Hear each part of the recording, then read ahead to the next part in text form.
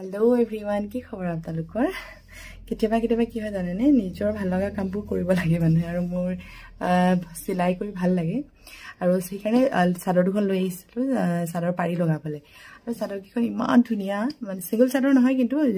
জোৰা কাপোৰৰ চাদৰহে হয় তো মই আপোনালোকক দেখাও বুলি ভাবিছো চাদৰ কিখন বহুত বেছি ধুনিয়া হয় এখন হৈছে চাদৰখন চাওকচোন ভাল লাগিছে নে এখন হৈছে চাদৰখন এটা আছে সাইড পাৰি কেটা মাজত একদম সৰুৰকে কাম কৰা হৈছে কটন কেছাপটৰ জোৰা হয় দুটা জোৰাৰ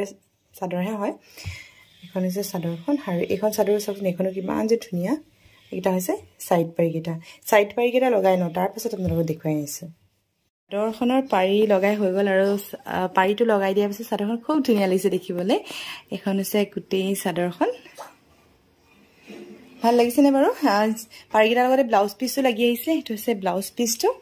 আৰু এখন আছে চাদৰখন ইখন চাদৰ সেম ডিজাইনে হয় মই এখনো দেখুৱাই দিছো আপোনালোকক আৰু ইখন চাদৰ হৈছে এখন চাওকচোন আঁচলটো বৰ ধুনিয়া হয় আৰু সাইড পাইটো কৰি দিয়া হৈছে এটো হৈছে সাইড পাইটো মই লগাইছো আৰু মাজত একদম সৰুকে কাম কৰা হৈছে আৰু এটো হৈছে ব্লাউজ পিসটো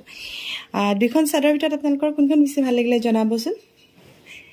আৰু এই সিঙ্গল চাদৰ নহয় জোৰা হয় মেখেলাখন যেটো মই চিলাবলৈ আনা নাই সেইকাৰণে মেখেলাখন দেখাব পৰা নাই আপোনালোকক এই ব্লাউজ পিস আৰু এখন হৈছে চাদৰখন